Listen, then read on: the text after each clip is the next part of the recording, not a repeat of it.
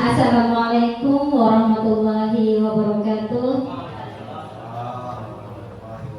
Alhamdulillahirabbil alamin. Wassalatu wassalamu ala asyrofil anbiya'i wal mursalin sayyidina wa maulana Muhammadin wa ala alihi washabihi ajmain. Puji syukur marilah kita bersama-sama panjatkan kehadirat Allah Subhanahu wa taala karena karunia-Nya pada hari ini kita dapat berkumpul di sini untuk mengikuti kegiatan diseminasi penyampaian aksi nyata yang akan ulun sampaikan pada hari ini. Salawat dan salam tak lupa pula kita aturkan ke HDPN junjungan kita Nabi besar Muhammad SAW beserta keluarganya, pengikutnya hingga akhir zaman. Sebelumnya mengucapkan terima kasih kepada Bapak Kepala SDN Sungai Dalam yang telah sudi kiranya memberikan ulun waktu dan tempat untuk penyampaian kegiatan diseminasi pada hari ini. Ulun ucapkan terima kasih juga dan terima kasih yang sepenuhnya kepada Bapak Ibu Dewan Guru dari SD Negeri Sungai Dalam dan dari SD tetangga lainnya yang telah sudi kiranya juga untuk ulun dalam penyampaian diseminasi budaya positif sekolah. Sebelum kita memulai kegiatan ini, di situ ada pertanyaan pemantik. Setuju tidak setuju? Pertanyaan pertama, hukuman dapat mendisiplinkan anak. Kemudian, hukuman itu dapat mendisiplinkan anak. Setuju atau tidak setuju? Setuju. Iya. Terus lagi ada pemberian hukuman dengan hal positif seperti membaca atau membersihkan halaman sekolah dapat meningkatkan disiplin anak. Setuju atau tidak setuju? Ya. Terus ada lagi yang nomor 3, memberi penghargaan dapat meningkatkan motivasi belajar anak. Setuju atau tidak setuju? Setuju terus. Apa alasannya? Untuk yang nomor 1 setuju aja Ibu Sri. Apa alasannya Ibu Sri? Mana nek?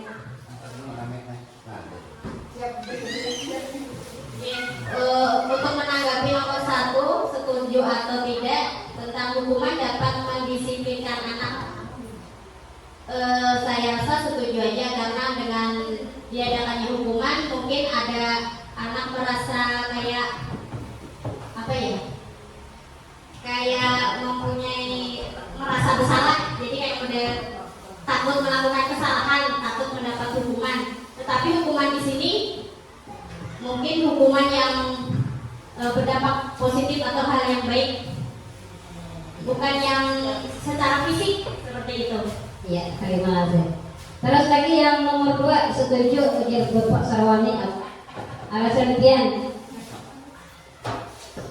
Berikan alasan setuju tak Bapak?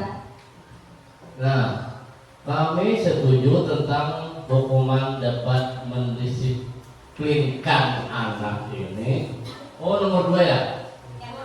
Nomor 2. Jadi agar menimbulkan efek jerah di saat belajar itu dia bisa lebih fokus, Bu. Bisa lebih fokus dalam belajar. Iya. Oke. Terima kasih, Pak. Terus lagi ada yang ketiga, yang memberi penghargaan dapat meningkatkan motivasi belajar anak. Ujar yang tadi setuju. Siapa yang aku memberikan alasan? Ibu Fatimah kah?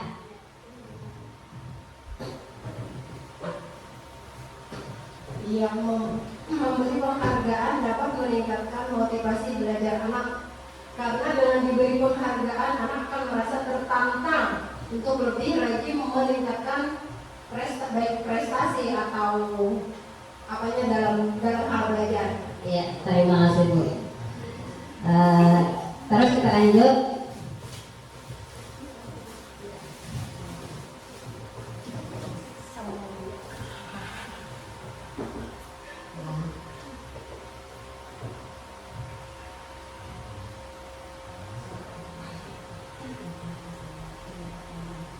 Nah, sebelum ulun menjelaskan yang dari pertanyaan pemantik tadi, kita lihat dulu beberapa teori. Yang pertama ada yang namanya perubahan paradigma. Perubahan paradigma yang hubungannya dengan disiplin positif, yaitu membangun budaya positif sekolah dapat menyediakan lingkungan yang positif, aman dan nyaman agar siswa mampu berpikir, bertindak dan mencipta dengan merdeka. Artinya mereka bebas mengemukakan pendapat, bebas belajar, tapi dalam hal yang positif. Terus lagi mereka mandiri dan bertanggung jawab. Umumnya disiplin sangat berkaitan dengan kontrol guru terhadap siswa.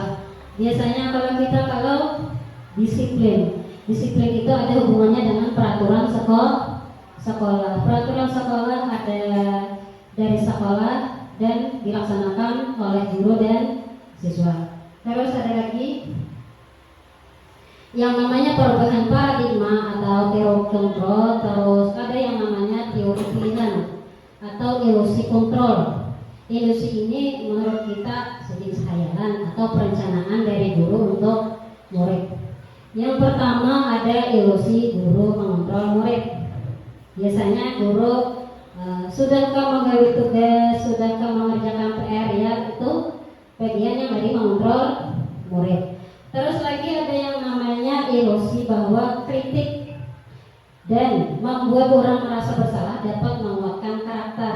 Misalnya kalau anak kita itu berbuat salah, mereka akan meminta maaf dan mereka akan berjanji tidak akan mengulanginya lagi. Itu namanya membuat orang merasa bersalah.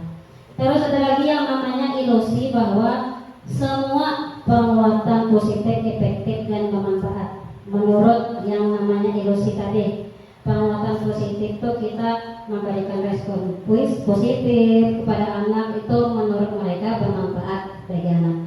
Terus ada lagi yang namanya ilusi bahwa orang dewasa memiliki hak memaksa. Kebanyakan dari orang tua bisa memaksakan kehendak mereka kepada anak, apa yang mereka, misalnya, sudahkah kamu mengerjakan PR? Kalau belum mengerjakan PR, apa sanksinya, apa hukumannya? Itu namanya memaksa hak anak. Nah, ini yang namanya ilusi bahwa guru mengontrol siswa. Semua perilaku mempunyai tujuan, bahwa untuk perilaku yang tidak disukai, untuk itu pada dasarnya guru tidak dapat memaksa siswa. Kita dapat memaksa siswa kita untuk berbuat sesuatu. Jika siswa tersebut memilih untuk tidak melakukannya, kita katakan memaksa bila siswa itu tidak mau melakukannya. Walau guru tampaknya sedang mengontrol perilaku siswa, tapi sebenarnya siswa sedang mengizinkan dirinya mengontrol. Kalau di sekolah kita kebanyakan seperti itu, guru mengontrol siswa. Hal ini karena kontrol guru menjadi kebutuhan dasar yang dipilih siswa. Siswa minta bimbing, terus minta pendampingan dari guru, itu namanya mengontrol. Ada lagi yang namanya tadi ilusi. Ilusi bahwa semua penguatan positif, efektif dan bermanfaat. Yang menurutnya tadi, penguatan positif merupakan bentuk-bentuk kontrol untuk mempengaruhi siswa agar mengulangi suatu perilaku tertentu. Usaha tersebut mengontrol siswa tersebut dalam jangka waktu tertentu. Kemungkinan siswa tersebut akan menyadarinya dan mencoba untuk menolak bujukan guru, atau mungkin akan menjadi tergantung pada pendapat guru untuk berusaha. Mereka bisa tergantung dari guru, bisa mendengar perintah guru dulu hanya menggawi sapu rati ujar guru hanya menggawi. Itu namanya mereka tergantung kepada guru. Ada lagi tadi yang namanya ilusi bahwa kritik dan membuat orang merasa bersalah dapat menguatkan karakter. Menggunakan kritik dan rasa bersalah untuk mengontrol siswa membuat siswa menjadi identitas yang gagal. Harusnya itu tidak boleh. Harusnya itu lahir dari diri sendiri oleh siswa dengan kesadaran dirinya sendiri. Karena secara langsung kita tidak mengajak, secara tidak langsung kita ini mengajarkan mereka untuk merasa buruk tentang dirinya sendiri sehingga siswa itu merasa minder, akhirnya merasa tidak percaya diri. Ada lagi yang namanya ilusi bahwa orang dewasa memiliki hak untuk memaksa. Perilaku yang memaksa tidak akan efektif. Sudah pasti deh kalau seorang guru itu memaksa kepada siswa, perilakunya tidak akan efektif untuk jangka waktu yang panjang dan bahkan dapat membentuk suatu permusuhan. Bisa juga siswa itu dendam kepada kita karena kita terlalu memaksakan kehendak.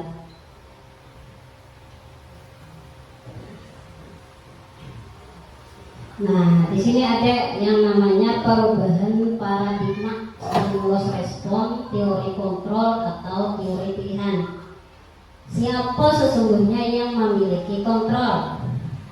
Terus stimulus respon yang biasa kita lakukan, ada lagi berubah menjadi teori kontrol atau pilihan. Kita biasanya mencoba mengubah orang agar berpandangan sama dengan kita.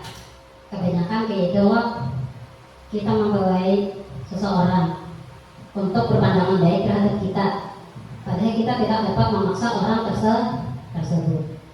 Padahal seharusnya teori kontrolnya kita berusaha memahami pandangan orang lain terhadap dunia. Orang lain bebas berpendapat, orang lain bebas memberikan pandangannya terhadap siapa saja. Kita tidak dapat membatasi mereka. Itu ujar teori kontrol. Terus lagi yang berikutnya ada perilaku buruk dilihat sebagai suatu kesalahan. Misalnya kalau anak itu membuat kesalahan, kita langsung memponis, oh anak ini salah, ia terlambat sekolah, kenapa terlambat sekolah, kita langsung memponis. Padahal itu tidak boleh. Yang menurut teori kontrolnya, semua perilaku memiliki tujuan. Kenapa ia datang terlambat itu ada alasan tertentu. Kita tidak boleh langsung menghakimi dari suatu kesalahan. Ada yang lagi berikutnya, orang lain bisa mengontrol saya. Orang lain bisa mengontrol saya, kita minta dikontrol sama orang lain. Padahal itu tidak benar. Yang seharusnya hanya Anda yang bisa mengontrol diri Anda sendiri. Apa yang akan aku lakukan, apa yang terbaik untuk saya lakukan. Terus lagi ada pemaksaan. Pemaksaan ada pada saat bujukan gagal. Misalnya guru memaksakan siswa ini tidak dapat mengerjakan tugas, dipaksa untuk remedial. Padahal seharusnya kita tidak boleh memaksa. Selama ini kita menganggap hal itu biasa. Seharusnya kita berkolaborasi, berdiskusi, dan konsensus menciptakan pilihan-pilihan baru. Kita harus berkolaborasi seperti apa pembelajaran yang efektif untuk anak supaya nilai anak itu meningkat. Itu yang seharusnya. Terus lagi ada yang namanya model berpikir menang kalah. Ada yang menang, ada kalah. Kita biasa melakukan hal tersebut selama ini. Seharusnya yang menurut teori kontrol itu model berpikir menang-menang. Kita tidak boleh mengalahkan orang lain.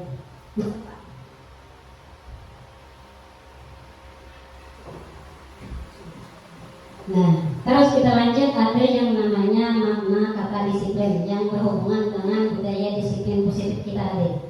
Apa itu makna kata disiplin? Nah, berasal dari bahasa Latin, disiplina yang berarti belajar. Disiplin itu kita artinya belajar, Makna asal dari kata ini berkonotasi dengan disiplin diri dari murid-murid Sokrates dan Plato, itu menurut pendapat para ahli. Terus ada lagi yang namanya disiplin diri membuat orang menggali potensinya menuju sebuah tujuan yang ia hargai. Terus yang namanya disiplin itu, namun dalam budaya kita makna disiplin telah berubah menjadi sesuatu yang dilakukan seseorang pada orang lain untuk memenuhi kebutuhan. Kita menuntut siswa untuk disiplin, datang ke sekolah tepat waktu, mengerjakan tugas sesuai dengan perintah. Itu kita namanya melakukan sesuatu terhadap orang lain supaya orang lain itu mendapatkan kepatuhan. Kecenderungan umum adalah menghubungkan kata disiplin dengan ketidaknyamanan. Ketidaknyamanan bagi diri siswa bisa bukan dengan apa yang kita hargai atau mencapai tujuan mulia. Kebanyakan dari kita seperti itu yang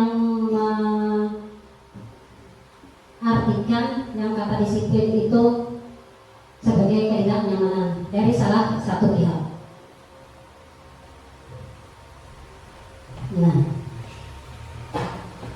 Nah, dari kata disiplin kita akan mempelajari yang namanya nilai-nilai kebajikan universal. Nilai-nilai kebajikan universal itu adalah sifat positif manusia yang merupakan tujuan mulia yang ingin dicapai setiap individu. Nilai-nilai tersebut bersifat universal dan lintas bahasa, suku, bangsa maupun latar belakang. Kita diarahkan untuk membuat sifat-sifat yang positif, jangan lagi yang negatif. Seperti apa nilai-nilai kebajikan universal? Pertama, kita adalah mempelajari yang namanya profil pelajar Pancasila yang dari 6. Beriman dan bertakwa pada Tuhan Yang Maha Esa dan berakhlak mulia. Itu yang dari profil pelajar Pancasila.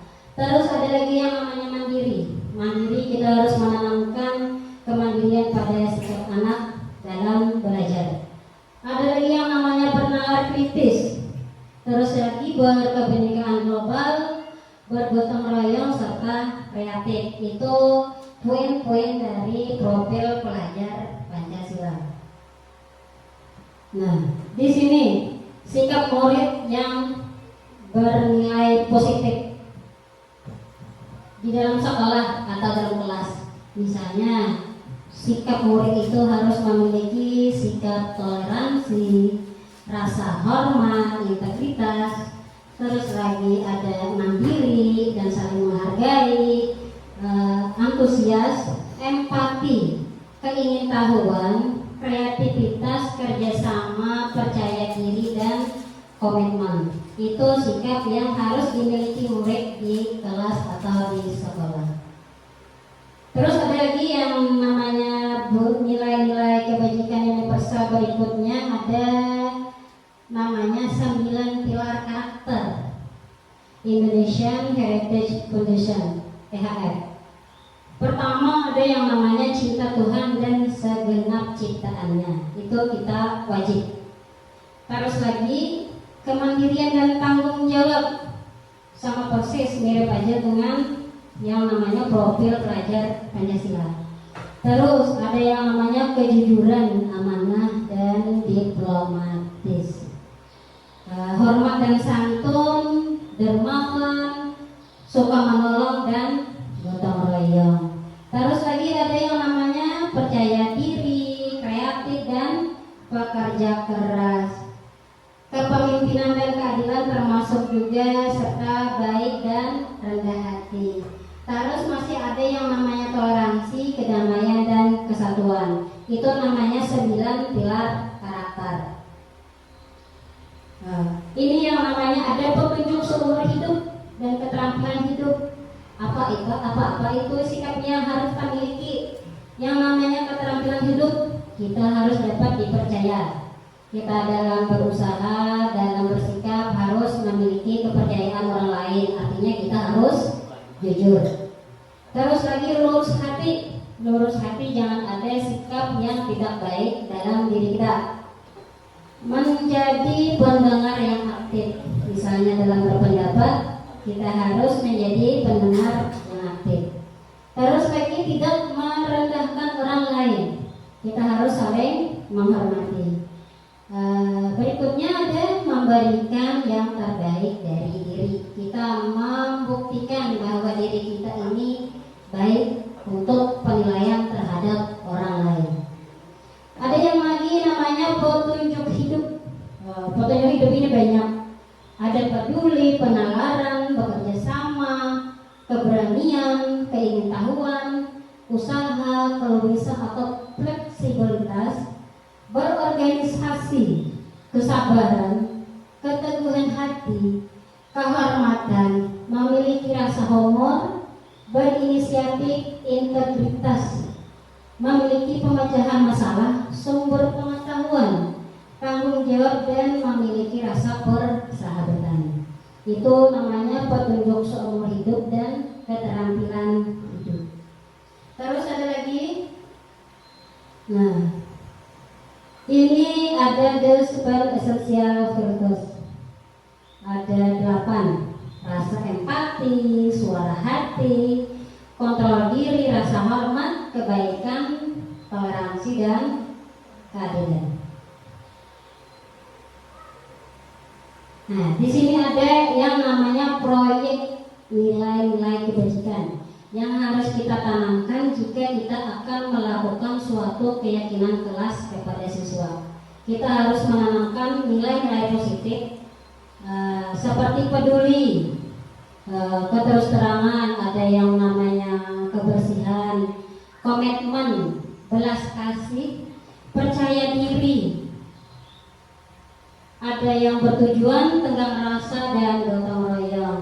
Selanjutnya ada lagi yang namanya rajin, keberanian, kesantunan, kreatif, semangat, kedermawanan, kejujuran, harga diri, dan rendah hati. Terus yang namanya integritas harus juga dimiliki oleh siswa, kebahagiaan, keadilan, baik hati, kesetiaan, berprinsip, bersahaja, keteraturan, kedamaian, dan keteguhan hati. Terus ada yang namanya rasa hormat, tanggung jawab, pengabdian, bijaksana, bersyukur, toleransi, percaya, lurus hati, ketegasan, serta pengertian. Itulah dari beberapa 6 poin yang namanya nilai-nilai kebajikan universal yang harus dimiliki oleh kita guru dan siswa di sekolah.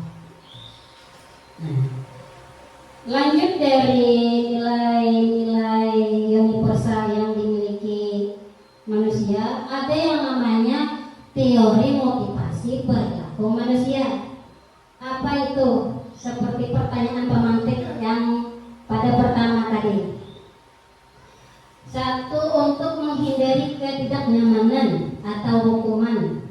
Berarti kita mendapatkan motivasi eksternal dari luar. Kita tidak nyaman sehingga kita menghindarinya supaya kita tidak mendapatkan hukuman.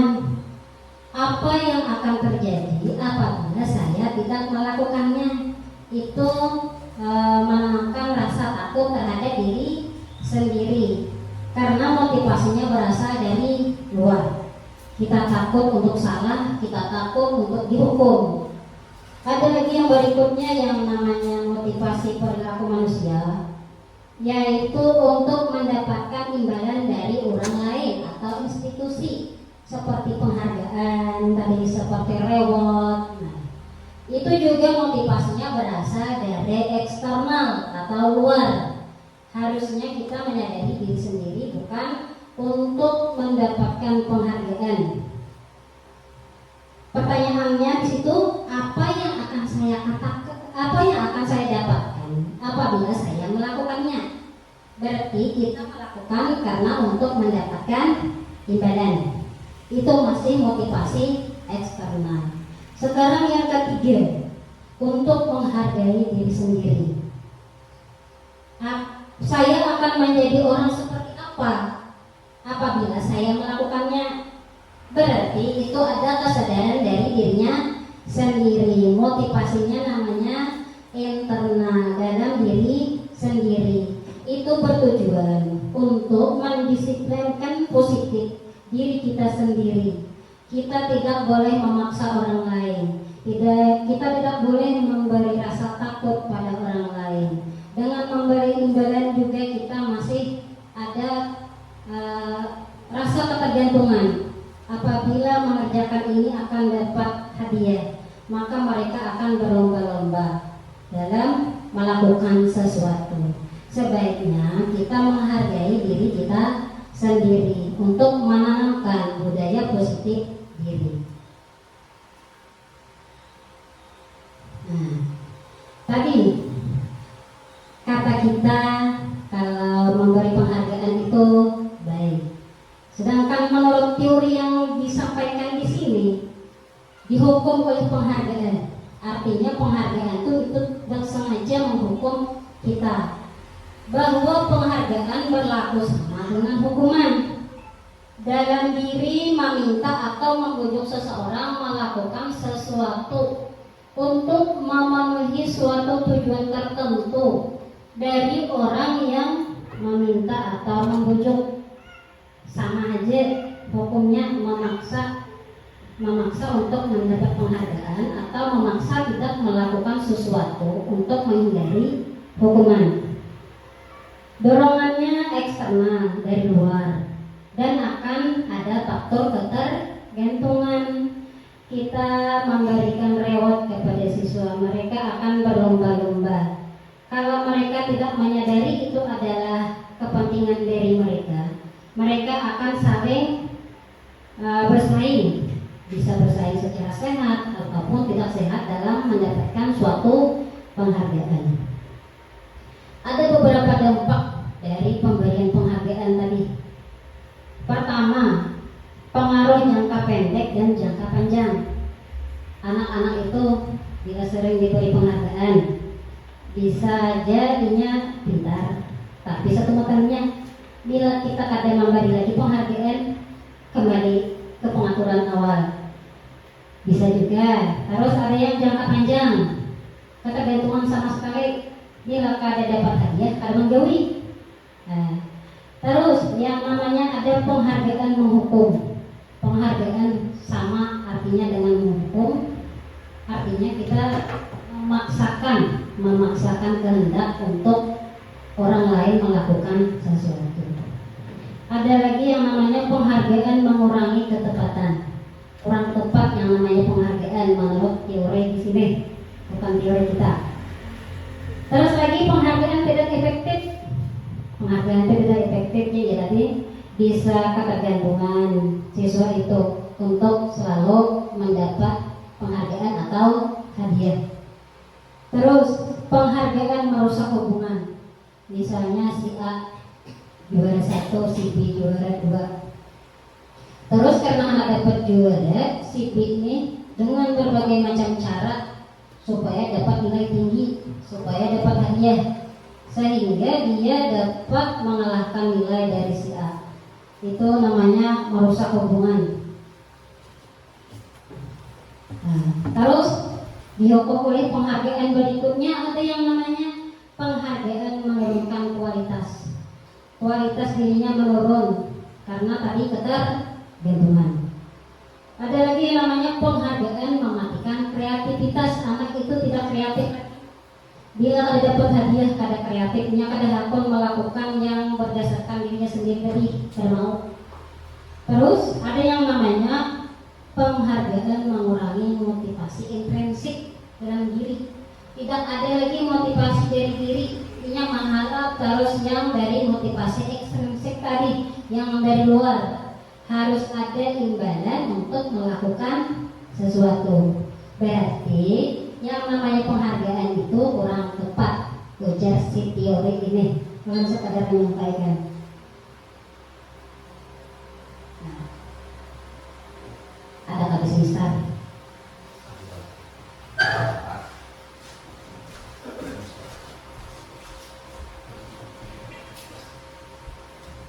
ada sebuah anatomi atau cerita.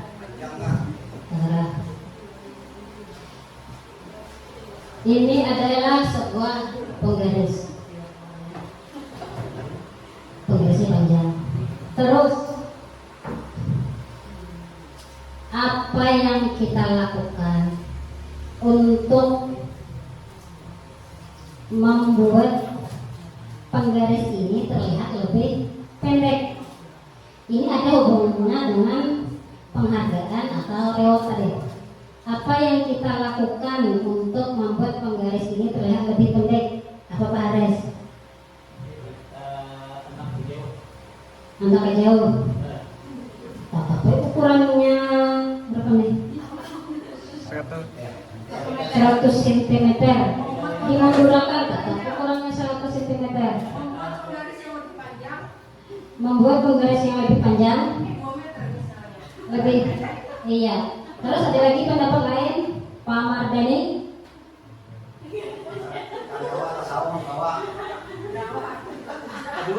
Baik.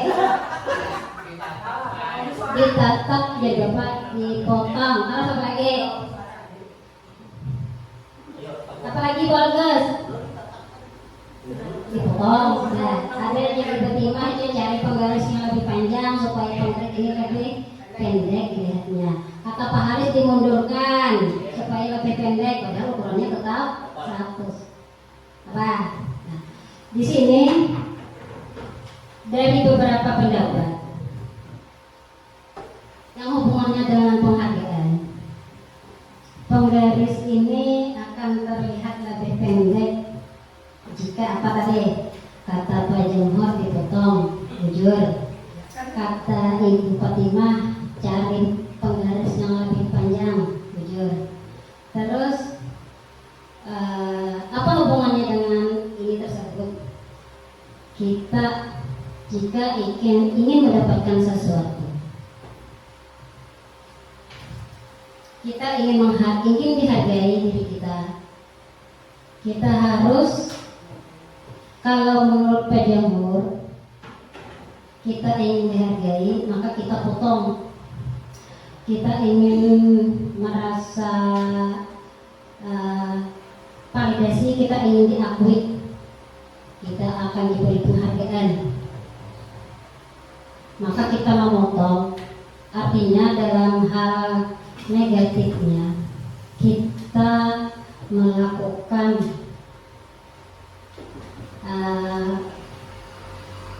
berbagai macam cara, bisa itu hal yang tidak sesuai atau hal yang negatif untuk menghalalkan cara supaya kita mendapatkan penghargaan.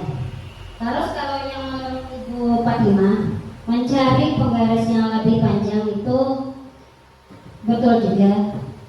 Artinya kita kalau ingin dihargai, kita kalau ingin diberi penghargaan, kita harus membuktikan bahwa diri kita itu layak diberi penghargaan. Itu Pak. Jangan kita ingin mendapatkan penghargaan sikut kiri, sikut kanan, injak atas atau injak bawah. Harusnya kita membuktikan kepada diri kita bahwa kita itu mampu untuk mendapatkan penghargaan. Ya, lanjut. Terus ada yang namanya bentuk program kebajikan atau apresiasi. Biasanya kita bisa memberikan apresiasi kepada anak didik kita. Seperti apa contoh apresiasinya? Kalau mendapatkan nilai 100, apresiasinya seperti apa? Nah, dalam memberikan apresiasi atau pengakuan, perlu diingat dalam beberapa hal. Memberi pengakuan secara khusus. Terus ada lagi yang namanya memberi pengakuan secara pribadi. Secara pribadi itu guru memberikan penghargaan pribadi kepada salah satu murid. Terus memberi pengakuan kepada semua murid bergantian. Kita tidak memberikan apresiasi kepada satu orang saja, kepada orang-orang tertentu saja, tapi kita memberikan apresiasi kepada semua murid supaya mereka termotivasi dalam belajar. Jadi kita tidak tidak harus memberikan hadiah atau reward atau penghargaan, tapi kita memberikannya dengan cara mengapresiasi. Terus lagi ada yang namanya memberi pengakuan secara konsisten, berkesinambungan, terus menerus. Terus lagi ada yang namanya kita fokus pada proses. Itu yang namanya apresiasi sebagai pengganti dari penghargaan atau imbalan. Contoh pengakuan apresiasi kebajikan. Nah, kata-katanya kita biasa terima kasih katanya lah. Nah, di sini ada kata pembukanya. Kemarin saya katakan rasa empatimu besar sekali pada saat menolong murid baru di kelas kita. Kita sedang memberikan apresiasi kepada siswa kita dengan memberikan nilai kebajikan yang akan kita tanamkan kepada diri mereka, sehingga mereka merasa akan memiliki rasa empati. Terus lagi ada yang namanya saya menghargai kepedulianmu pada saat kamu membantu teman-temanmu di tugas kelompok. Berarti guru menghargai sifat siswa yang memiliki kepedulian tinggi, dan kita mulai menanamkan kepada mereka supaya memiliki rasa peduli. Itu apresiasi. Ada lagi yang namanya terima kasih untuk rasa tanggung jawabmu pada saat kamu memungut kertas-kertas yang berserakan lantai. Artinya kita memberikan siswa itu, memotivasi siswa untuk memiliki rasa bertanggung jawab. Misalnya untuk kebersihan kelas, ada misalnya tidak boleh membuang sampah sembarangan. Siswa diajak untuk memiliki rasa tanggung jawab. Itu nilai apresiasi. Nah, kita lanjut. Tadi yang namanya penghargaan, harus ada apresiasi. Sekarang kita berlanjut, ada yang namanya perbedaan hukuman dan konsekuensi. Nah, sebelum kita lanjut, Ibu Agus belum minta pendapat dari Dian. Yang namanya hukuman itu seperti apa, Ibu Agus?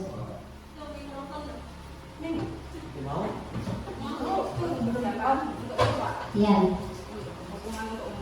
hukuman dulu kan, konsekuensi.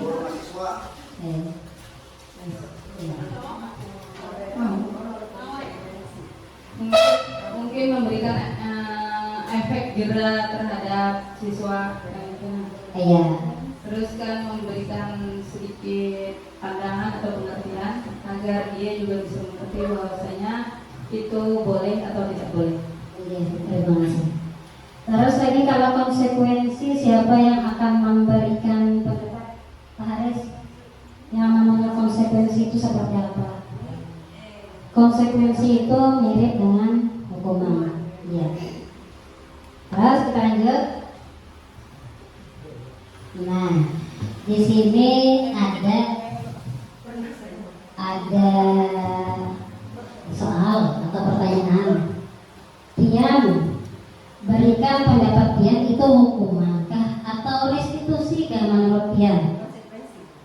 Konsekuensi kah? Nah, mencatat 100 kali di dalam buku kalimat. Suara kita menyuarakan kita itu, saya tidak akan terlambat lagi karena terlambat ke sekolah. Itu hukuman atau konsekuensi.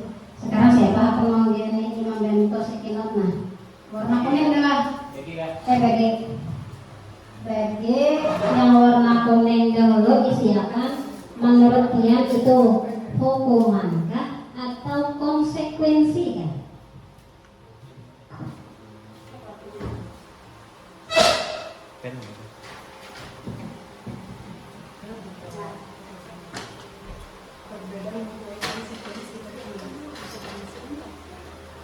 Kita lanjut materinya. Menurut dia itu hukuman atau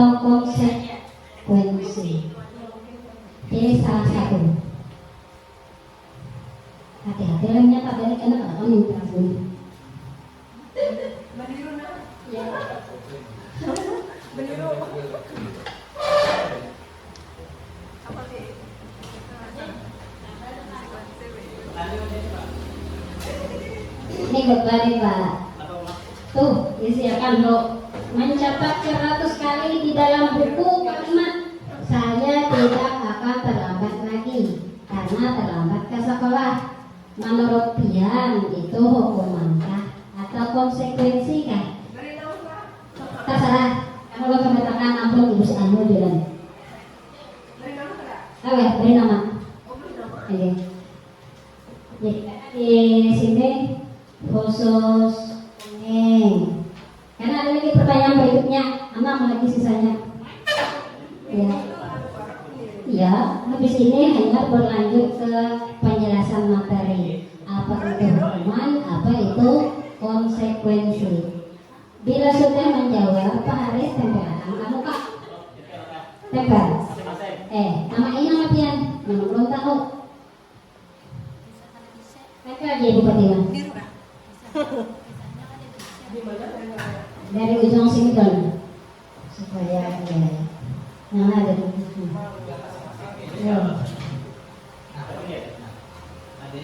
Dosa gen diberi alasan pokoknya jadian hukumankah konsekuensi. Ini untuk soal yang nomor 1. Berarti ya. Lalu sini ada soal nomor 2, 3, 4, 5, 6, 7. Ya, susun makanan. Ada 5. Nomor. Salah. Ya deh. Berhenti di kereta api kalau baik. Terus. Habis ini Pak Harisa bagian tulang yang biru. Iya. Kayak ada aja penjelasannya. Kita terkadang salah juga. Ujian kita itu hukuman bisa. Ujian kita itu konsekuensi bisa juga. Ya, terus ya. Di samping itu ya baik ya. Mengisi itu supaya ini pacang nomor 2 dong. Terserah. Ini mesti itu. Nah, kalau melihat. Ya dah. Iya. Dari nomor 1 bagian Pian banyak menjawab ada yang namanya konsekuensi, ada namanya hukuman karena diberi sanksi atau efek jerah kepada siswa. Ya sudah. Belum lagi Ibu Kulon menjelaskan, kita lanjut ke soal berikutnya. Perhatikan lagi. Nah, biasa ada melakukannya lah lagi sekolah. Mengelilingi lapangan basket 2 kali karena terlambat hadir ke sekolah. Hukuman atau konsekuensi.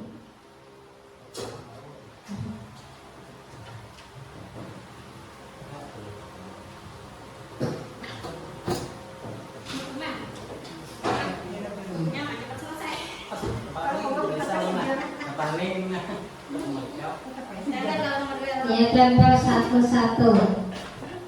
Nah.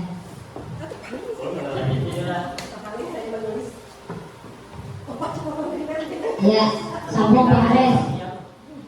Ibu. Ajarin Pak Haris. Sambung juga ini kertas ya, ya. Masalah aja hukuman terus ya, Pak. Tidak ada yang salah ya dalam berpendapat. Biasa kita Pak Haris kertasnya. Iya.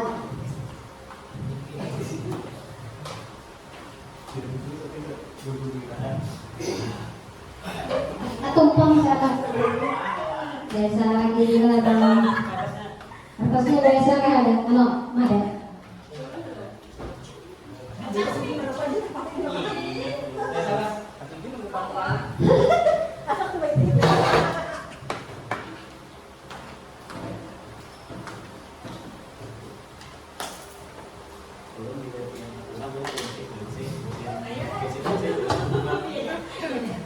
Supaya bapak paling merah.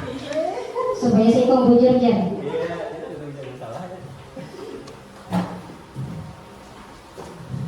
Warna apa Tuhan? Ada yang pertanyaannya di warna pink kan? Pink. Pink. Banyak warna kuning lah. Kuning banyak. Sudah habiskan.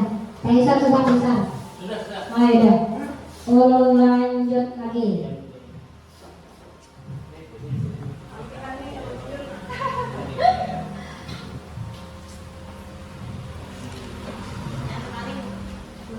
Nah, di sini ada lagi. Nah, murid diminta untuk push up 15 kali karena tidak menggunakan masker ke sekolah. Hukuman konsekuensi kan? Hukuman terus dah.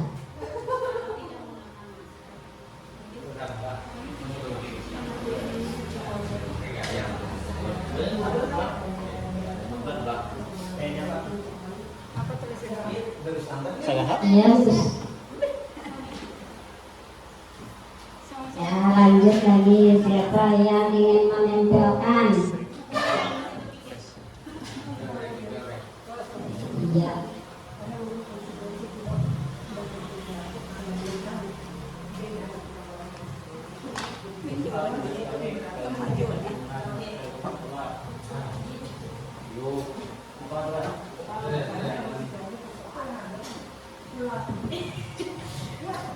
Ada untungnya juga mau penggerak nih. Sebelumnya kita tahu itu hukuman kah, konsekuensi kan kita tahu. Kita yang tahu penghargaan itu sangat kita. Sedangkan dari materi yang kita pelajari, penghargaan itu efeknya kurang bagus buat anak. Ujar. Iya, pendapat kita pernah salah. Cuma sedikit keliru.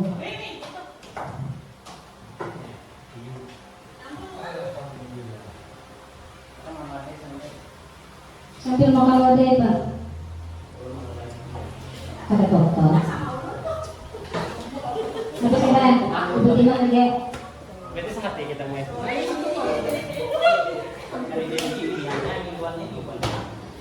Jawabannya 2 jam hukuman kan konsekuensi kan?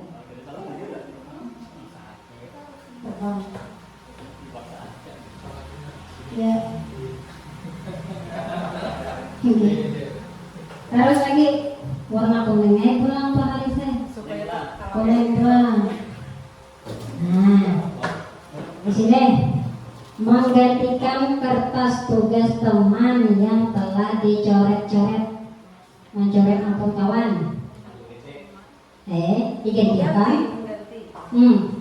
Konsekuensi kah hukuman kah?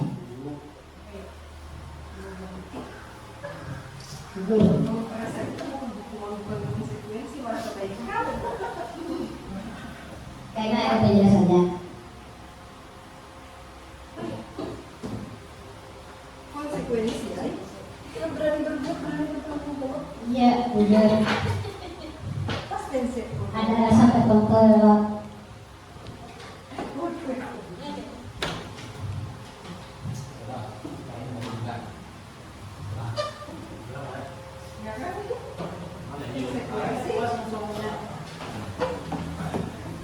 Memberikan contoh yang baik gitu Pak.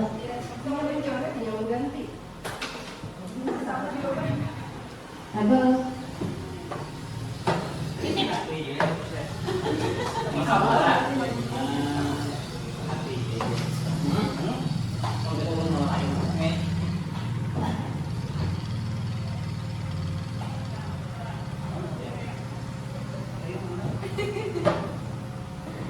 Empat sudah konsekuensi empatnya.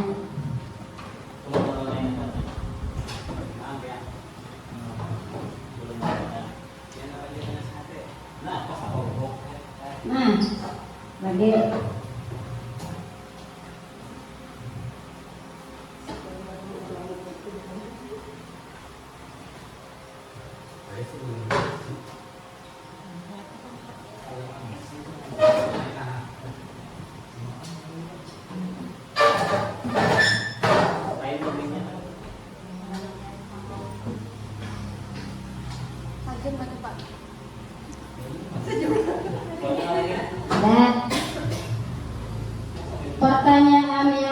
nomor 5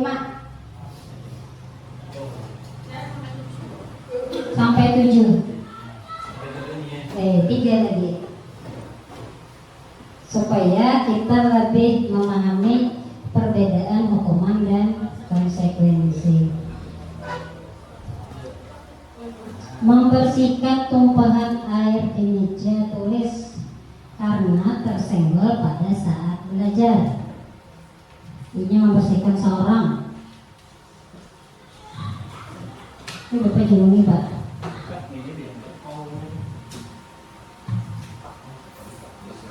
Terus tempelakan hukuman kan konsekuensi katanya. Iya. Makasih. Menurut Ibu Sri Mulyani itu konsekuensi ya. Terus lagi kalau menurut Pak Jemhur konsekuensi juga. Ada lagi yang menurut UPEK konsekuensi. Apa yang akan dijawab oleh Pak Haris? Iya, Ibu Agus masih konsekuensi. Pak Mardani. Ada alasannya apa memilih itu?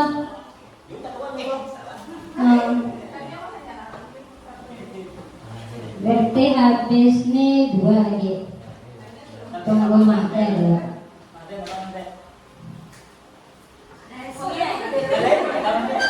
Mati udah namanya.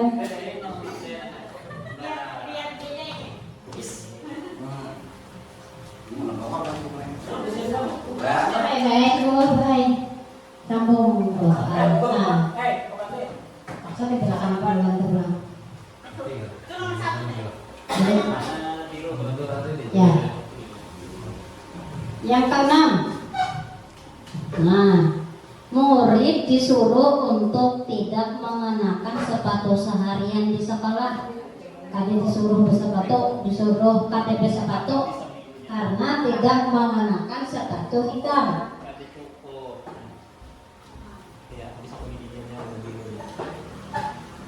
Karena tidak melakukan, tidak memakai sepatu hitam.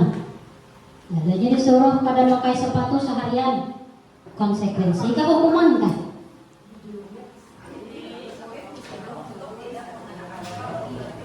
Berarti sepatu selain warna hitam. Karena di situ karena tidak mengenakan sepatu hitam. Berarti inya memakai sepatu warna selain hitam, nggih.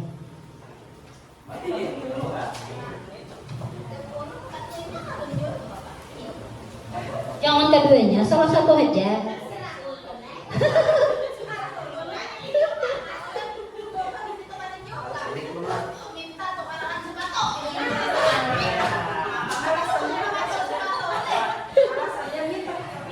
Ya, kita minta penjelasannya. Ya.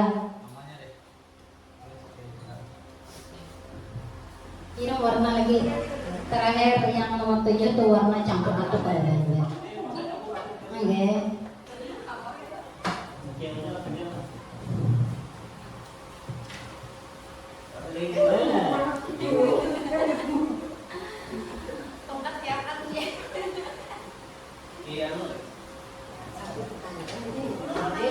Tinggal satu pertanyaan lagi.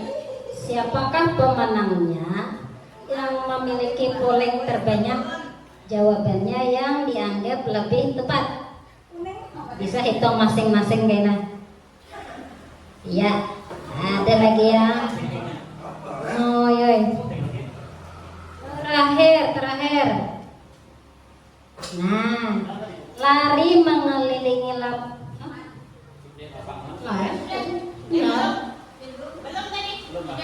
Oh iya. Nah, lari mengelilingi lapangan basket 2 kali karena terlambat 10 menit untuk pelajaran PJOK. Kalau tadi beda, lain. Sama. Intinya sama, mengelilingi lapangan basket. Menurut Tian, hukuman atau konsekuensi?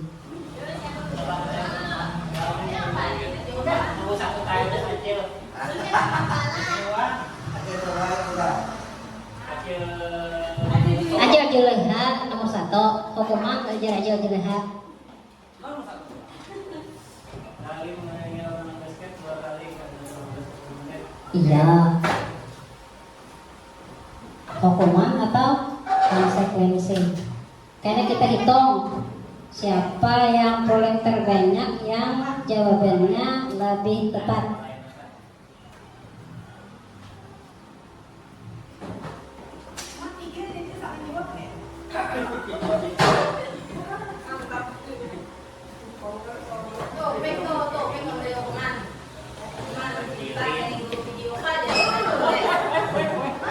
Hukuman ya guru PJOK. Iya. Oh ya, terus kita lihat deh. Nah, itu tindakan gurunya yang dari beberapa pertanyaan tadi. Terus hukuman atau konsekuensi yang Pian jawab. Kita lihat akun siapa nang banyak bujur. Nah, banyak siapa nang bujur. Mencatat 100 kali di dalam buku kalimatnya, saya tidak akan terlambat lagi. Karena terlambat ke sekolah itu disebut dengan hukuman, karena ada memberikan menyakiti berupa fisik atau verbal. Terus lagi yang namanya lari mengelilingi lapangan basket 2 kali karena terlambat hadir di sekolah, juga hukuman karena ada menyakiti. Murid diminta untuk push up 15 kali karena tidak menggunakan masker ke sekolah. Hukuman juga gugur pulang sampai bulan. Nah, kalau di sini ada yang menggantikan kertas tugas teman yang telah dicoret-coret. Inya nang bersalah, inya nang mengganti, itu namanya konsekuensi. Terus membersihkan tumpahan air di meja tulis karena tersenggol pada saat belajar. Nah, itu konsekuensi juga, ia merasa bersalah sehingga ia memperbaikinya. Terus murid disuruh untuk tidak mengenakan sepatu seharian. Ini warna sepatunya beda, Ibu Agus saya. Misalnya kesepakatan di sekolah Pian memakai sepatu warna hitam, sedangkan pada hari itu si kada pakai warna hitam sepatunya, lalu disuruh kada bersepatu seharian. Itu adalah hukuman, menyakiti. Terakhir, padahal di sini yang terakhir ini jawabannya hukuman. Karena menduplikasi jawabannya. Jangan dibahas. Nah, di sini kita ada yang namanya perbedaan hukuman dan konsekuensi. Yang jadi tahu, hukuman sesuatu yang menyakitkan harus terjadi. Kita bisa menyakiti orang lain karena hukuman itu.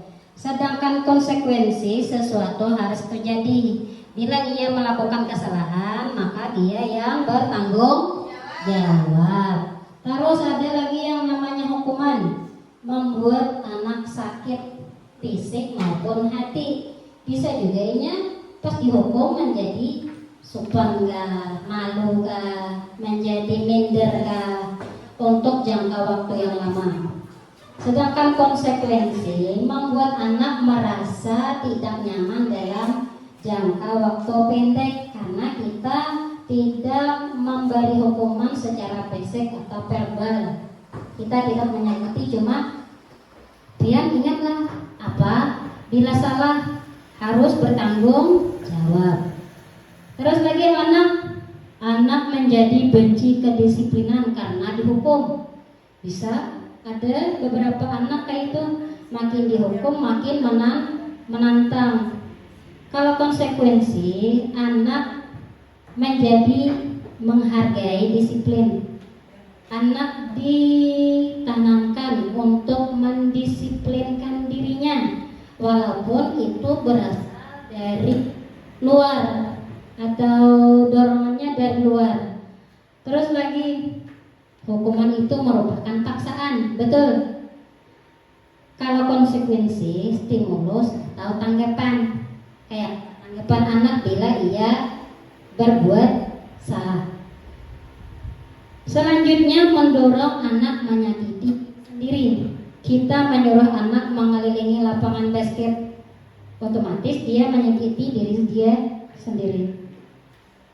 Sedangkan yang namanya konsekuensi mendorong anak agar mudah menyakitkan diri, supaya apabila itu terjadi dia akan mengingatnya, oh aku tidak akan mengulanginya lagi. Nah, di bawahnya lagi ada yang namanya hukuman menjadi konsep diri yang buruk, kada baik buat siswa atau bagi orang yang dihukum. Nah, kalau konsekuensi, konsep diri yang baik menanamkan untuk belajar, menanamkan sikap pribadi yang lebih baik. Lagi ada yang namanya hukuman untuk anak belajar untuk menyembunyikan kesalahan, takutan dihukum, lalu kada mengaku.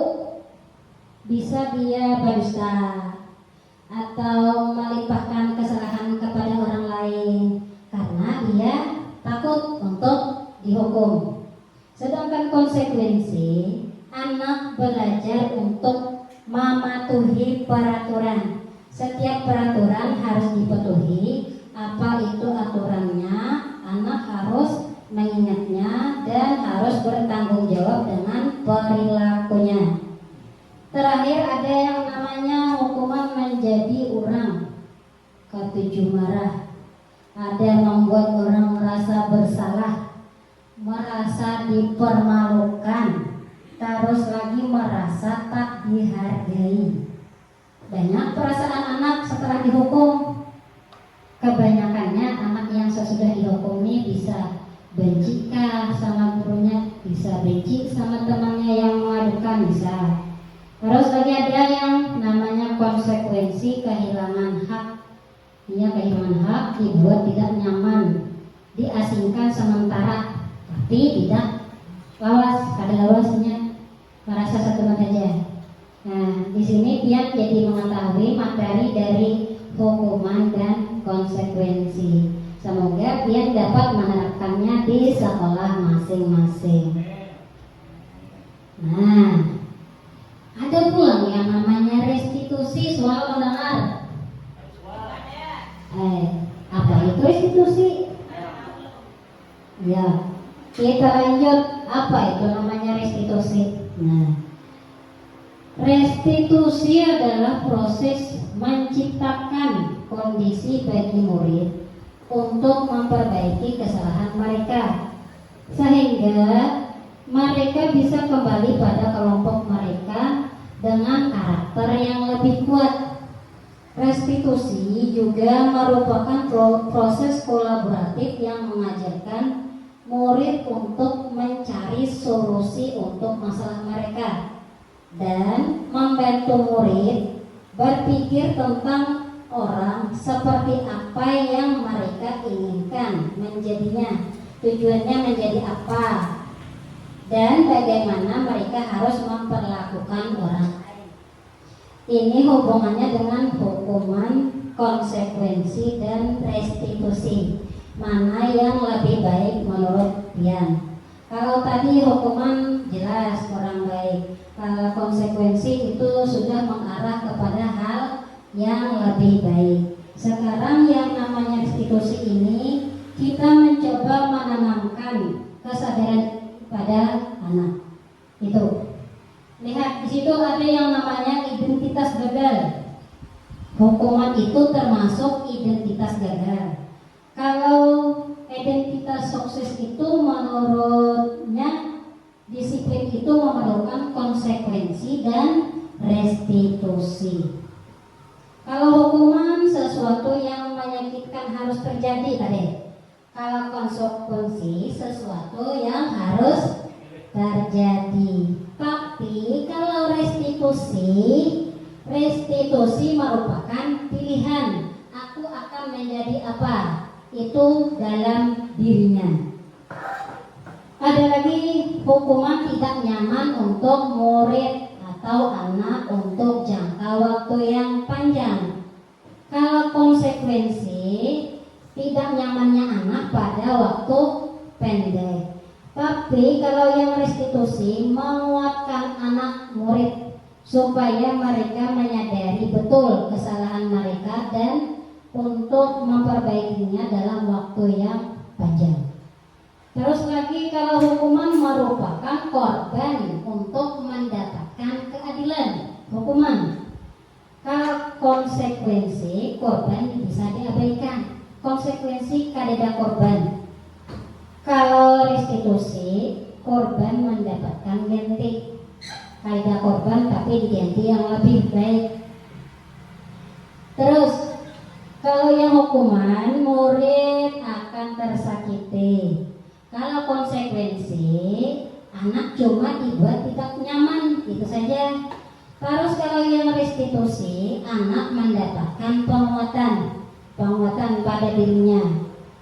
Terus yang namanya hukuman lagi, perilakunya pasif, agresifnya meningkat, kada lagi percaya diri. Terus kalau konsekuensi penguatannya hanya bertahan pada jangka waktu pendek.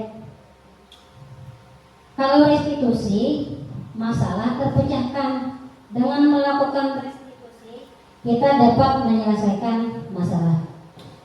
Terus lagi kalau hukuman, sistem tidak akan berjalan bila murid tidak takut. Ujar Kaisar, bila kada dihukum, kada jerarinya. Itu namanya sistem tidak berfungsi bila kada diberi hukuman. Kalau yang menurut konsekuensi memerlukan monitoring dan supervisi terus-menerus dari guru. Siswanya perlu pendampingan, dimonitoring oleh guru dan disupervisi terus perilakunya. Kalau yang namanya restitusi, murid belajar bertanggung jawab untuk perilakunya. Itu. Kalau yang hukuman berlaku hanya pada sebuah institusi, tidak berlanjut pada kehidupan nyata. Misalnya kita memberikan hukuman di sekolah aja memberikan hukuman, tapi anak ada lagi menerapkan di rumah. Kalau konsekuensinya membantu penerapan mengikuti peraturan dalam masyarakat. Anak tuh dibantu untuk menerapkan di masyarakatnya apa konsekuensi dari yang kita lakukan. Terus kalau yang menurut restitusi, fokus pada pemecahan masalah dalam jangka waktu panjang. Anak diajarkan untuk memecahkan masalahnya. Terus kalau yang hukuman, peraturannya adalah kamu harus otoritas. Kalau konsekuensi, kita mempertanyakan dulu apa peraturannya, mampukah kamu melakukannya. Nah, terima kasih, itu bagian dari konsekuensi. Kalau restitusi, kita menanyakan keyakinan. Apa yang kamu yakini? Apa yang bisa kamu lakukan untuk memperbaiki masalah ini? Itu bagian dari restitusi. Terus lagi kalau yang hukuman, murid atau anak menjadi benci peraturan. Kebanyakan kalau dihukum anak-anak bisa membenci peraturan. Kalau konsekuensi, murid atau anak akan menghormati peraturan. Mereka akan mengingat, oh ini aturannya, aku tidak boleh melakukan begini karena ada aturan. Kalau restitusi, murid atau anak menjadi menghormati dirinya sendiri dan orang lain. Itu perbedaan antara hukuman, konsekuensi, dan restitusi. Kalau hukuman sifatnya negatif, kalau konsekuensi sifatnya netral, dan restitusi mengarah sudah kepada hal yang positif. Nah, di sini ada 9 ciri-ciri restitusi yang perlu kita pelajari. Pertama, bukan untuk menebus kesalahan, namun untuk belajar dari kesalahan. Terus lagi nomor 2, restitusi itu memperbaiki hubungan, bukan untuk merusak hubungan. Ada lagi yang nomor 3, tawaran, bukan paksaan. Kita menawarkan apa yang dapat kamu lakukan. Nah, kalau yang nomor 4, restitusi menuntun untuk melihat ke dalam diri, diarahkan untuk melihat dirinya sendiri, kekurangan apa yang ada pada dirinya. Terus yang nomor 5, ciri-ciri restitusi itu mencari kebutuhan dasar yang mendasari tindakannya, apa yang mendasari ia melakukan hal tersebut. Yang 6, restitusi diri adalah cara yang paling baik. 7, restitusi fokus pada karakter, bukan tindakan, pada perilakunya. 8, restitusi fokus pada solusi. Kita melakukan sesuatu untuk menemukan solusi dari masalah. 9, yang terakhir, ciri-ciri dari restitusi itu, restitusi mengembalikan murid yang berbuat salah pada kelompoknya. Mereka akan dikembalikan untuk memperbaiki dirinya. Itu restitusi. Sekarang sudah kita pelajari yang namanya hukuman, hal yang negatif, terus konsekuensi sifatnya netral, ada restitusi sifatnya positif. Nah, setelah tahu dari yang 3 tadi, ada hukuman, ada konsekuensi, dan ada restitusi, kita akan belajar tentang keyakinan kelas. Kita biasa tahu kalau di sekolah ada peraturan kelas. Kalau keyakinan kelas ini seperti apa, yo? Nah, mengapa tidak peraturan saja? Mengapa harus keyakinan kelas? Contohnya, mengapa kita memiliki peraturan harus menggunakan helm bila mengendarai kendaraan roda 2? Itu aturan atau keyakinan. Terus lagi, mengapa kita memiliki peraturan 3M? Menggunakan masker, mencuci tangan, dan menjaga jarak 1,5 meter. Itu aturan atau keyakinan. Ini kita akan membedakan peraturan atau keyakinan. Terus lagi, mengapa kita memiliki peraturan harus datang tepat waktu pada saat mengikuti pelatihan. Nah, untuk mendukung motivasi intrinsik yang datang dari dalam, kembali ke nilai-nilai keyakinan yang kebijakan universal tadi, kita lebih menggerakkan seseorang dibandingkan mengikuti serangkaian peraturan. Artinya, keyakinan kelas itu ditanamkan, bukan paksaan. Datang dari kesadaran diri, bukan dari aturan. Nah, di sini pertama kita mengenal yang namanya peraturan kelas. Semua kita kenal. Tapi peraturan kelas itu kalau kita mengikutinya dengan baik dan merasakannya bahwa peraturan itu penting bagi kita, maka kita dapat menjadikannya itu keyakinan kelas. Contohnya, dalam kelas kita menghimbau kepada anak didik kita membuat keyakinan kelas.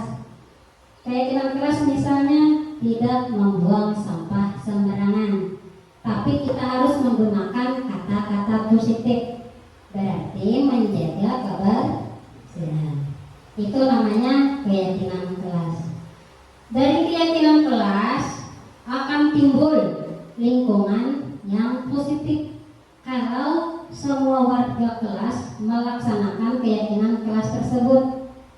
Misalnya keyakinan kelas kita, kalau di kelas saling menghargai sesama teman, saling menghormati, terus lagi menghargai pendapat teman, itu adalah keyakinan kelas, bukan peraturan kelas. Apalagi tata tertib, kita cuma mengarahkan siswa kita untuk meyakinkan diri mereka. Keyakinan kelas itu tidak tertulis, cuma kita mengakui, saling mengakui dari diri bahwa kita meyakini kita dapat melakukannya di kelas. Dari keyakinan kelas timbul lagi lingkungan positif. Lingkungan positif semakin baik, kita dapat menjadikannya sebagai budaya positif. Nah, di sini mana yang merupakan keyakinan kelas? Ibu Agus, bisakah menjelaskannya?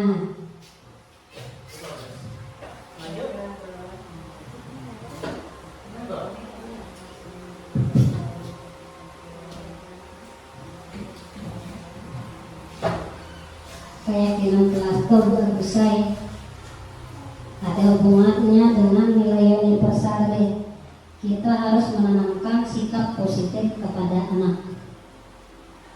Keyakinan kelas tidak terikat aturan, kita cuma meyakini dan menanamkan pada diri siswa kita, kita harus melakukan apa untuk yang terbaik bagi mereka. Ya. Nah, menurut dia apa itu? Yang sebelah sana kan sebelah sini kan? Yang merupakan keyakinan terserah. Keduanya sama-sama kesepakatan kelas. Menurut dia mana yang lebih? Itu menjaga kebersihan sekolah. Iya, terima kasih. Terus apa lagi menurut dia? Yang di dalam kalimatnya ada menanamkan kata positif. Berdoa sebelum dan sesudah makan. Iya. Terus?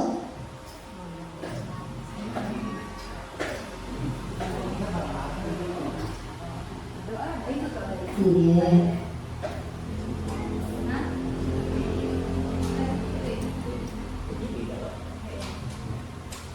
Semuanya lah.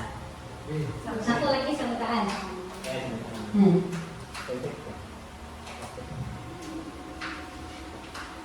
Aktif dalam pembelajaran. Iya, terima kasih. Kalau menurut Pak Haris ya Pak, harus ada bedanya Pak. Iya, iya. Terima kasih. Intinya keyakinan tadi kita menanamkan budaya positif pada anak, tapi kita tidak memberikan hukuman. Kita cuma memberikan mereka keyakinan bahwa yang dia lakukan itu adalah hal yang baik, dan apabila ia melanggar mereka akan mengakui kesalahan mereka. Terima kasih Bu. Terus kita lanjut lagi. Nah, kebutuhan dasar manusia berhubungan dengan budaya positif tadi masih ada. Yang namanya kebutuhan dasar manusia itu lumrah, wajib, dan kita semuanya memiliki kebutuhan dasar itu, apalagi seorang murid. Ini kebutuhan dasarnya yang ada di sekolah kita bagi anak didik kita. Kalau bertahan hidup, semua kita sama. Kebutuhan kita ada bertahan hidup, perlu kasih sayang dan rasa diterima. Terus lagi ada kebutuhannya untuk kebebasan. Ada yang namanya kesenangan dan penguasaan. Pasti di setiap sekolah itu 5 kebutuhan itu pasti ada dimiliki oleh siswa dan mereka ada yang dominan di antara kelima kebutuhan ini. Nah, pertanyaan pemantik tanggapiakan. Ibu Ambar, guru wali kelas 2A di SD Pelita Hati, sedang bingung menghadapi olah salah satu muridnya di kelas. Si Duni namanya.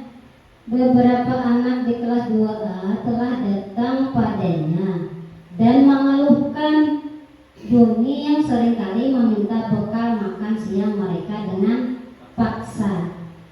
Jika Anda menghadapi situasi seperti Ibu Ambar di sekolahan Anda, apa yang akan Anda lakukan?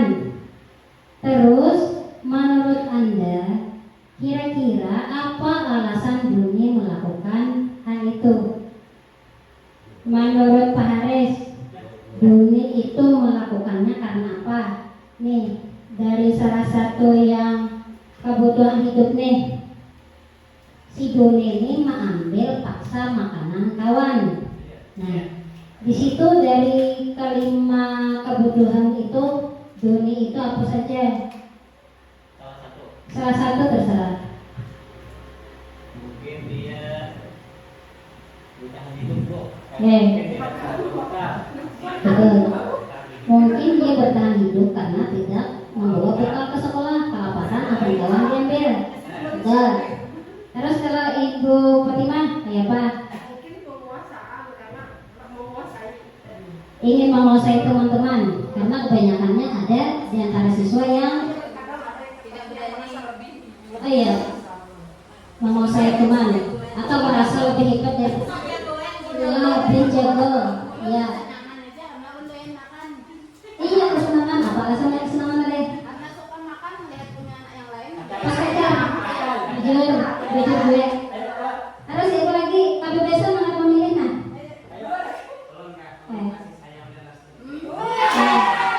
Apa alasannya? Segini kurang kasih sayang.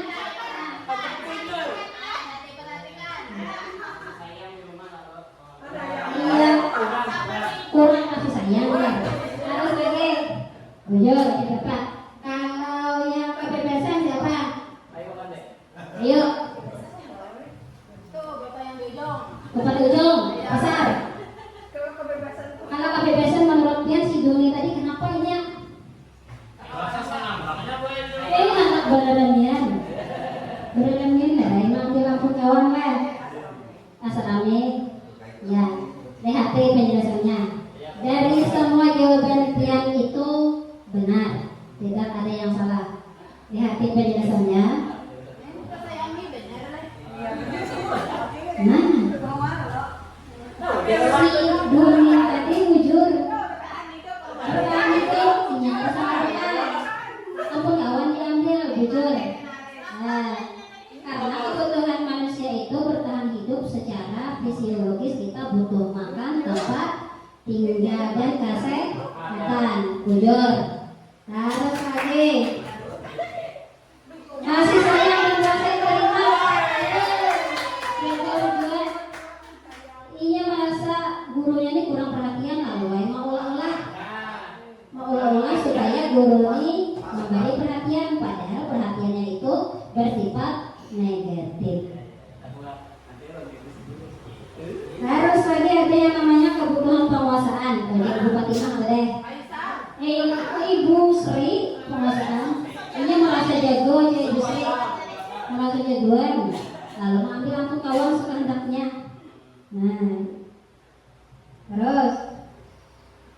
Nah, kebebasan. Jujur. Ingin coba-coba jaga isar anak beradamian. Anak isar anak orang tuh amin jadinya. Itu kebutuhan kebebasan. Semua itu pasti dimiliki oleh siswa kita. Lihat-lihat di kelas, siapa angkat 7 mengganggu kawan, siapa angkat 7 yang memaksa kehendak lawan kawan. Nah, setelah kebutuhan dasar manusia, kita ada mempelajari yang namanya posisi posisi 5 kontrol bagi ini wajib kita tahu dan wajib kita terapkan misalnya.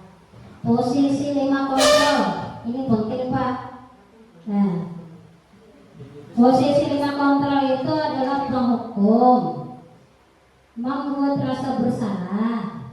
Ada posisinya sebagai teman, ada lagi posisinya sebagai pemantau, dan ada lagi posisinya sebagai manajer. Menurut Tian, nang suah Tian laksanakan di sekolah atau pengalaman Tian, mana mikrofon tadi belum? Ibu Agus, posisi kontrol Tian biasa apa? Teman. Ya. Ibu Agus sebagai teman. Kalau Pak Haris? Dia membuat rasa bersalah si anak tuh bila berbuat salah kayak apa? Dikutani ya. Terus lagi siapa yang memiliki posisi penghukum Paman Dani apa? Penghukum ya. Kalau pemantau sih kalau pemantau.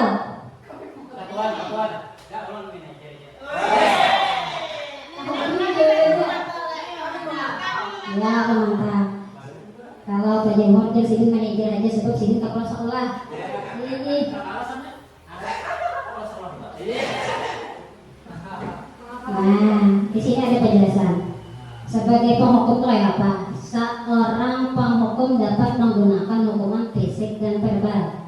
Bisa dihukum melalui hukuman fisik, bisa dimamai. Ada guru tukang mamai. Guru yang menjalankan posisi penghukum akan berkata, patuhi aturan saya atau awas nanti ya.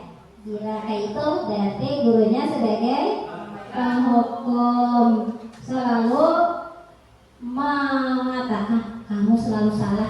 Padahal kesalahan itu tidak harusnya ada penjelasan, tidak boleh langsung divonis. Itu penghukum, hati-hati. Terus lagi ada posisi guru sebagai pembuat orang merasa bersalah aja Pak Haris.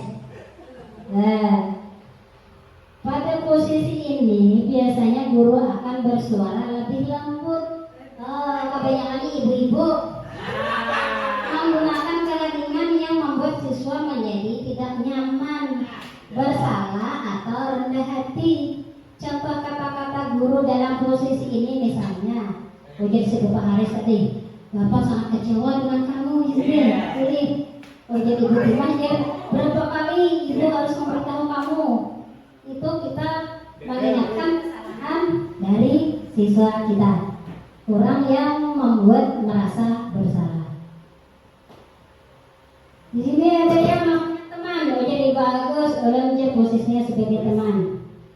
Nah, dalam posisi ini, guru tidak akan menyakiti murid, tetapi akan selalu berusaha mengontrol siswanya melalui persuasi.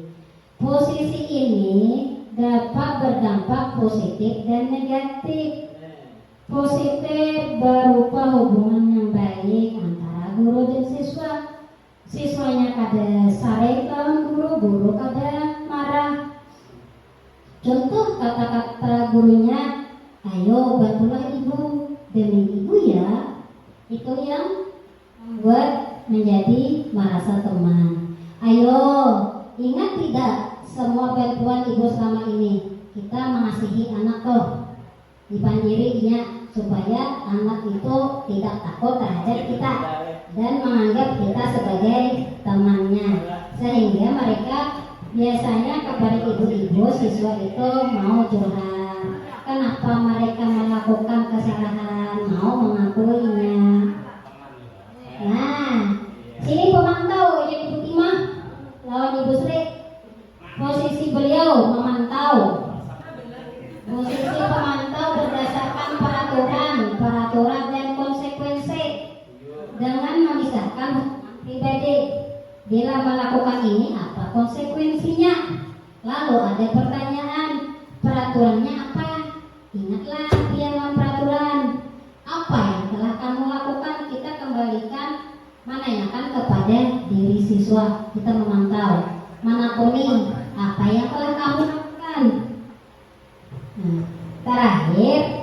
yang namanya posisinya manajer. Jadi ulun sebagai manajer merupakan posisi mentor di mana guru berbuat bersama dengan murid, mengajak siswa mempertanggungjawabkan perilakunya. Kita tidak menghukum, tidak memarahi. Terus lagi mendukung siswa menemukan solusi atas permasalahannya sendiri. Siswa diajak menemukan solusi dari permasalahannya. Terus lagi murid diajak menganalisis kebutuhan dirinya dan kebutuhan orang lain. Yang terpenting adalah kolaborasi dengan siswa. Kita berdiskusi dengan siswa. Kata-kata seorang manajer yaitu apa yang kita yakini dari keyakinan kelas tadi. Terus apa yang kamu yakini? Kalau kamu telah melakukan kesalahan, apa yang kamu yakini? Jika kamu meyakininya, apakah kamu bersedia memperbaikinya? Itu kata-kata dari seorang manajer. Terus lagi, jika kamu memperbaikinya, hal ini menunjukkan apa tentang dirimu, dipertanyakan kembali kepada dirinya. Terus, apa rencanamu untuk memperbaikinya? Itu kata-kata dari seorang manajer. Kebanyakan kita ulunjung mengakui. Biasanya kalau ibu-ibu bisa menjadi orang yang pembuat rasa bersalah, bisa. Terus lagi bisa membuat menjadi seorang teman. Terus ada yang menjadi pemantau. Yang sebaiknya perilaku yang harus kita lakukan atau posisi yang baik untuk guru adalah sebagai seorang manajer. Nah, kata kamu.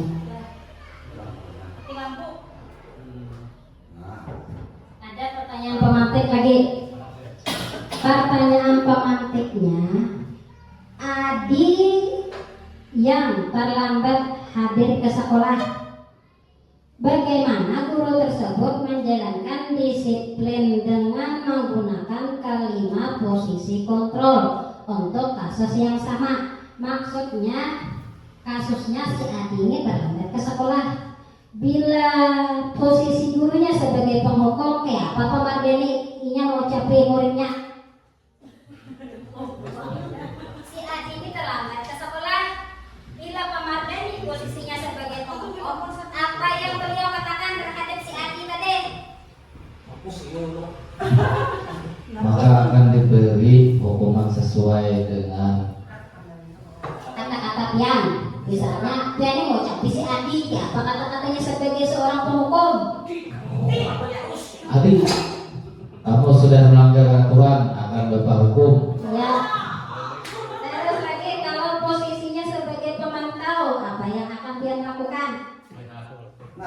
Pemantau tadi. Pemantau tadi yang itu. Ayo, ganti Bu Sre. Teman tadi ngapain tadi? Adi, ingatlah dari Ibu peraturan yang kemarin. Iya, itu namanya sebagai pemantau. Oh jadi bagus ya, apa bila sebagai teman bagus? Sebagai teman. Boleh kan? Di belakang. Belai. Habis deh. Di situnya termati doang. Pokoknya mengajak siswa agar tidak mengulangi lagi. Jadi demi ibu jangan lagi nakal. Kita. Jadi ya. Disayang benar. Kalau Pak Haris sebagai pembuat rasa bersalah kayak apa kata-katanya? Lawan si Ade. Kalau salah itu kan bersalah lah. Kalau sebagai manajer menurut Pak Jamur kayak apa?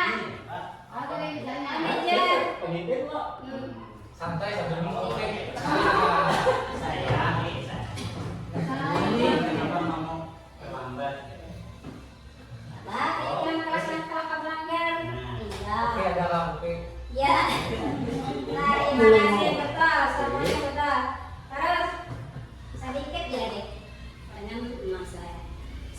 segitiga restitusi. Segitiga restitusi itu ada hubungannya dengan yang restitusi tadi. Kita di PN ada namanya segitiga restitusi yang budaya positif. Iya. Pertama, segitiga restitusi itu validasi tindakan yang salah. Kenapa anak itu melakukan kesalahan? Terus lagi dia ada yang namanya menstabilkan identitas. Semua orang pernah berbuat salah. Ibu juga pernah berbuat salah, itu menstabilkan identitas. Ada lagi yang namanya yang ketiga, segitiga restitusinya menanyakan keyakinan. Keyakinan apa yang telah kamu langgar? Karena kesalahan itu apa yang telah kamu langgar dan keyakinan apa yang akan kamu perbaiki. Itu dari segitiga restitusi. Nah, dari yang menstabilkan identitas. Yang menstabilkan identitas, sisi ini merupakan dasar dari segitiga yang bertujuan mengubah identitas anak dari yang gagal akan melakukan hal yang lebih baik. Kalau validasi tindakannya yang salah, restitusi tidak menyarankan guru bicara kepada siswa, tapi di situ siswa harus menyadari apa kesalahannya. Yang ketiga, menanyakan keyakinan. Di situ ada contoh pertanyaannya. Apa yang kita percaya sebagai kelas atau keluarga? Terus lagi, nilai-nilai umum apa yang telah kita sepakati? Itu menanyakan keyakinan kelas. Nah, di sini ada hubungannya dari disiplin positif. Terus ada yang namanya nilai-nilai kebajikan universal. Turun lagi kepada teori motivasi. Ada yang namanya 5 posisi kontrol guru tadi.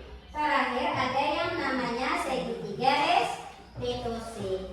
Demikianlah yang dapat ulun sampaikan dari semua ini. Semoga kita dapat menerapkannya di sekolah masing-masing. Dan semoga kita dapat melakukan hal yang lebih positif kepada siswa kita.